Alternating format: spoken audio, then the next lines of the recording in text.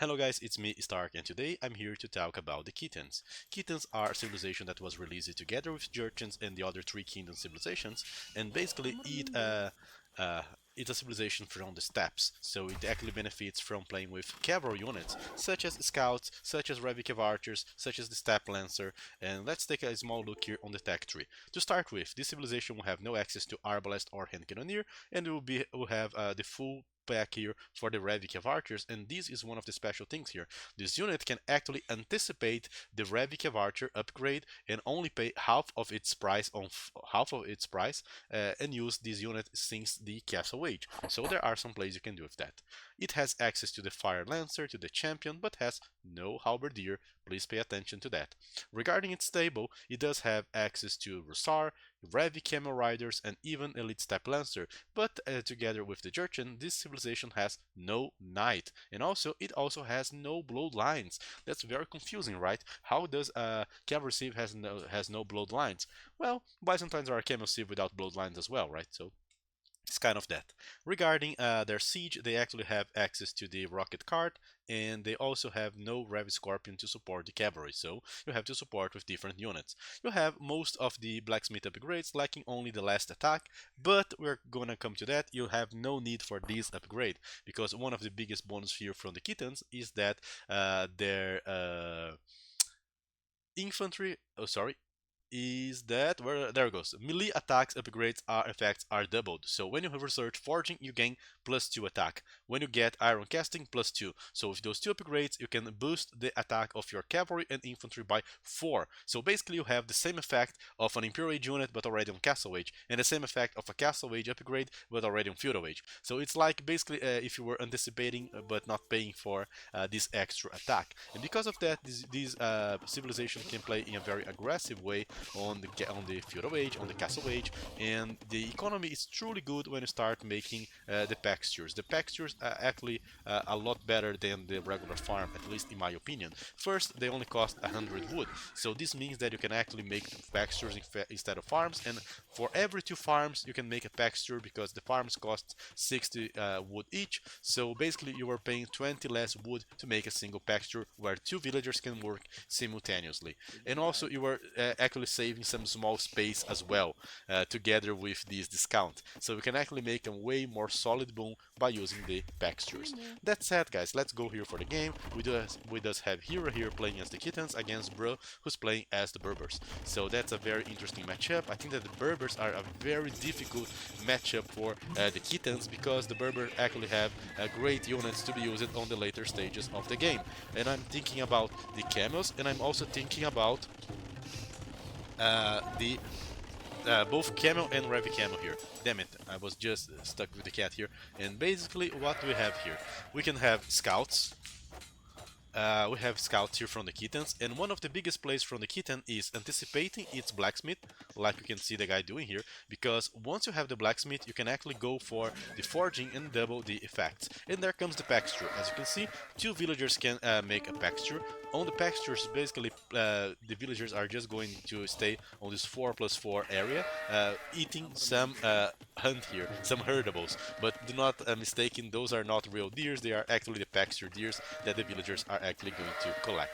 So basically that's the way, and there we see a typical game from the Kithans where you actually want to play mostly with the scouts. If necessary, you want to add also the skirmishers. The reason is the regarding the units, you actually have some small bonus that skirmisher, spearman, and scout, all of these 3 trash units are actually produced faster. So if you play pikeman and skirmisher, if you play scouts and skirmisher, you can actually outproduce your opponent because those units are created faster. So going for trash units or light units is actually what you want to do as the Kithan. Right here you can see that the Kithan can pressure his opponent by using the free forging here to boost to take down units such as spearmen, enemy scouts, and even try to take down its houses.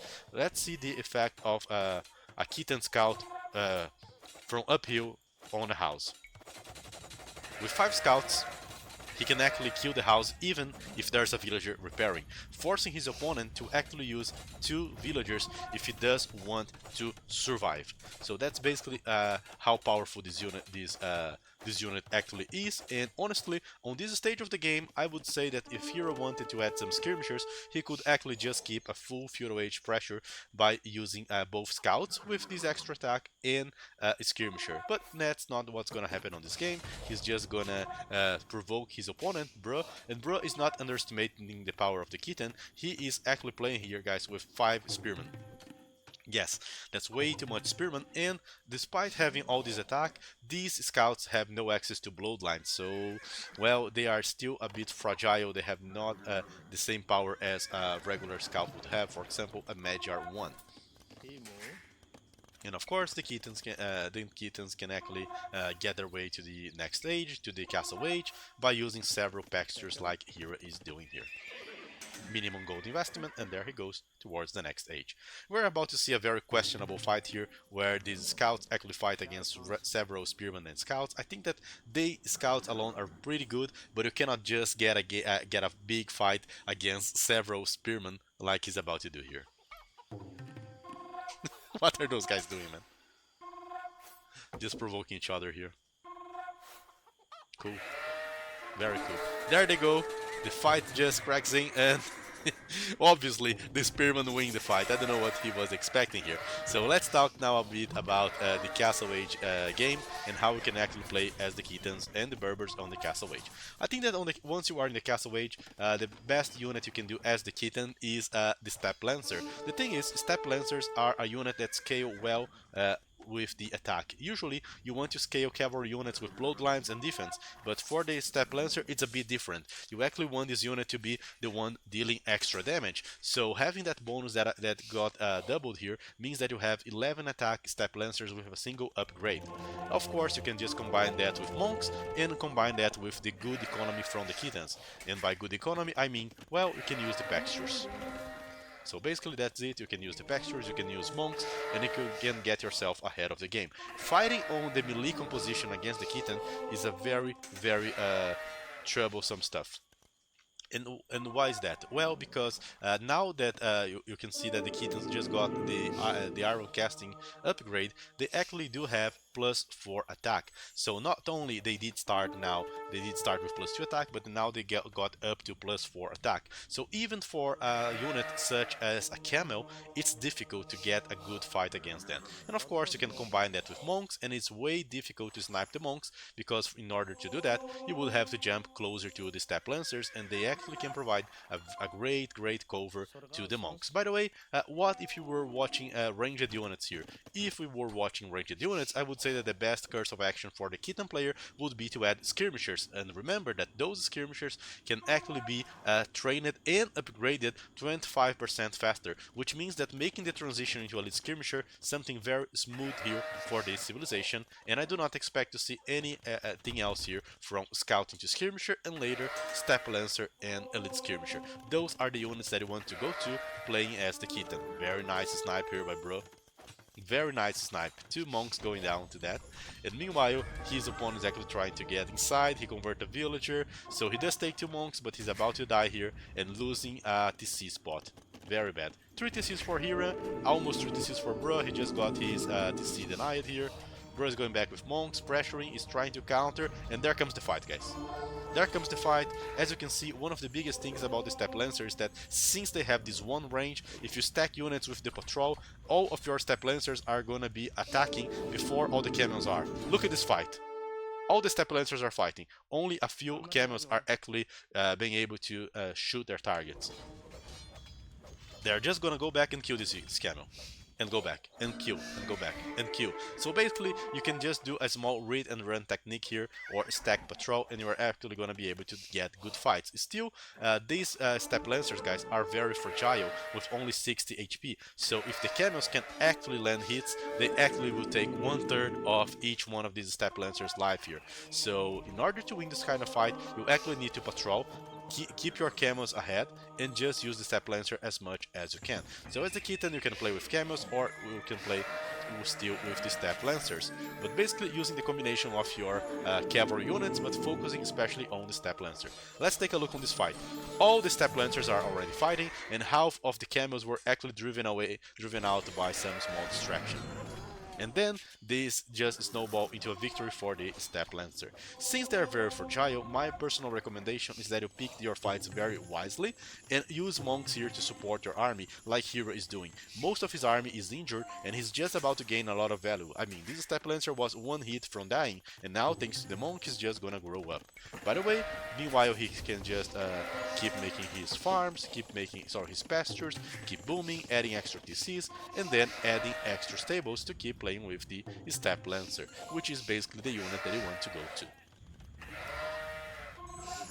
If you like aggressive gameplay with cavalry, raiding and pressuring, this is probably the civilization for you. Jurchens do have some very good Step Lancers as well, but they're not as good as the ones from the Kithan.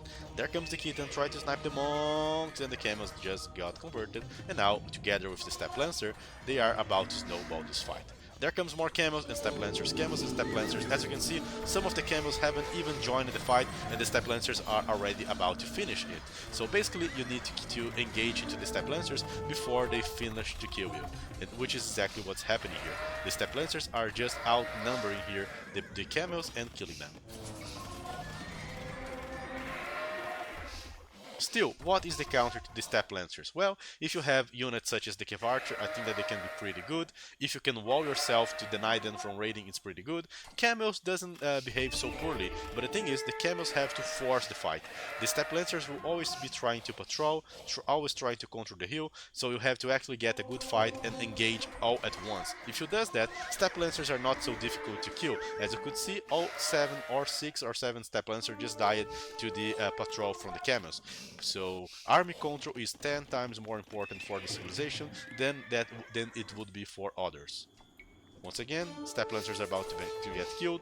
They're just trying to get the hill to get some trade and take some camels with them. They do take some camels together, but they eventually die.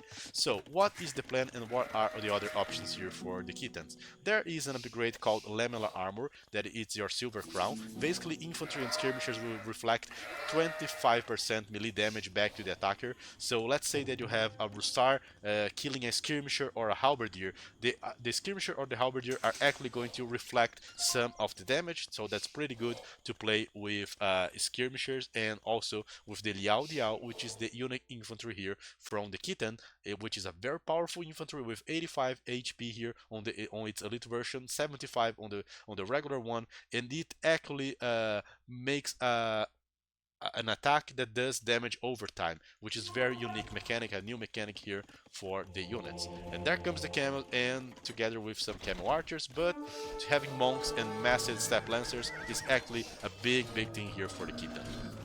Eventually, with all the Step Lancers attacking at the same time and more being created, he can outnumber and outmass the enemy. So basically, you do want to use the extra food from your pastures to outmass your opponent, with of course your main units, such as the Step Lancer. Later you can go for the Russar, and there's also some other upgrade called Ward of Cavalry, which basically a cavalry that keeps regenerating its HP while in combat. So you know already that those units are fragile, so once they start engaging into fights, they do regenerate their HP. So basically you will need no more monks here for your cavalry as long as they are fighting. Honestly, that's way too overpriced, in my opinion, for upgrade that it would just give the same benefit as a Georgian civilization. That's my personal take on this build, this thing. But if you do have to play during the Imperial Age, well, I'd rather use than not to this upgrade from the Kithans. And there you can see the plan from Hero is basically controlling the map here with castles. He's basically controlling the gold. There is another gold that he's about to control with the castle as well. So control the golds with his castles and also try to control the extra golds later on. Which unit is he using? The Step Lancer. How to upgrade the Step Lancer once in Imperial Age? Well, you actually want to go for the Elite upgrade. The Elite upgrade is pretty good, and as the Kithan, you are actually going to play the same price, no discount. The Cav Archer, honestly, I do not see anything special going on for them, only during the Castle Age. So if you do want to play as Kithan during later stages of the game, it's worth just to try and keep all the fights on the same place so that you can stack your Step Lancers. The same effect that you could have during the Castle Age, you can now have during the Imperial Age, and now with more numbers, and play full Step Lancer. As you can see, those units which are created quite fast are now being massed here by 6 different stables and are about to get their armor upgraded. Total of 80 HP and 15 attack that actually stacks. His opponent was trying to transition into camels, but I don't think it's gonna happen. Light cavalry, just an easy prey for the step lancer. Camel archers, well, they have to be microwed down not to die to the step lancers. And obviously, if you do allow the Kithans to have a small time window here, they are just going to overwhelm you with their economy and raid you to death. So full step lancer is indeed one of the best plans here for the Civ if you do want to play that, especially if you are having melee confrontations. This is probably the way to go. If you have to deal with ranged, I would suggest that you add skirmishers.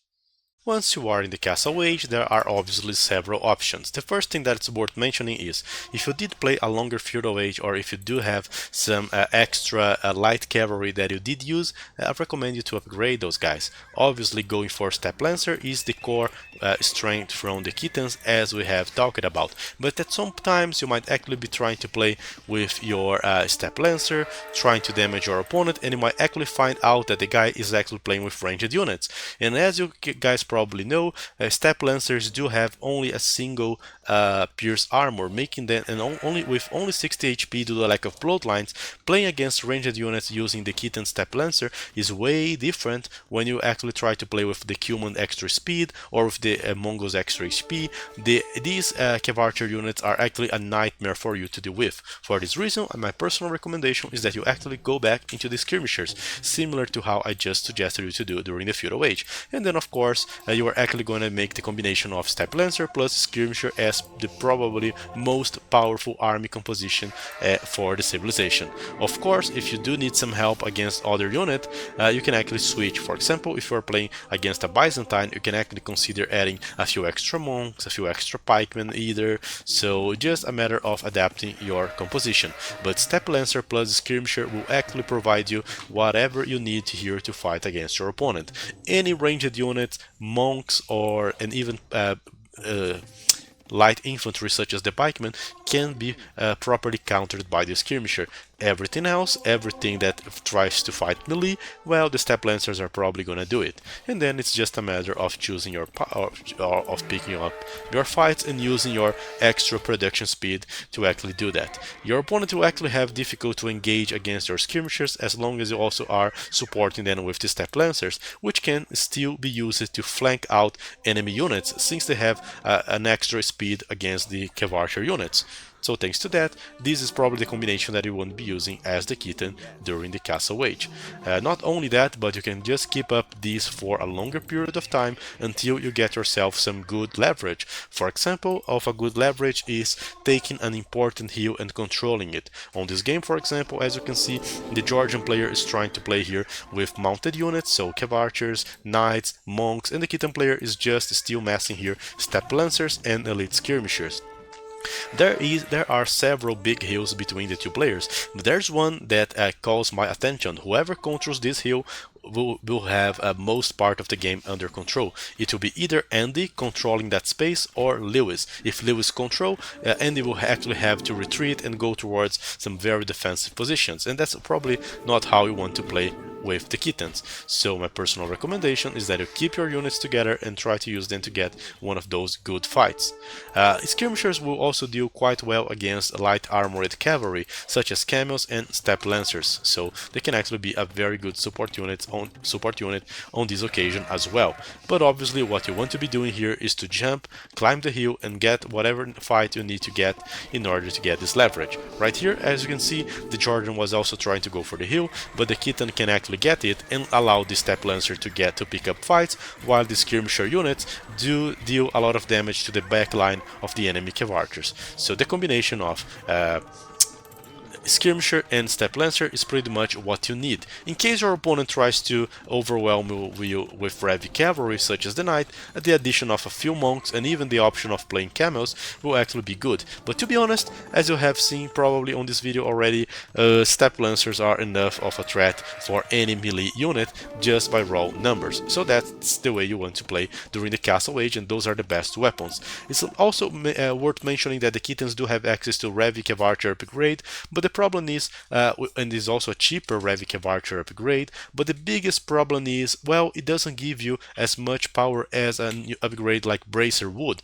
that adds not only the attack, but also adds the range. The Revic Archer will only add you some HP, some attack stat perhaps, but not the range. So we're still gonna have the same range of a regular Castle Age Archer, and it's worth mentioning that you only gonna go from 50 to 60 HP. So let's compare that to a Vietnamese Archer, which has like 80 HP.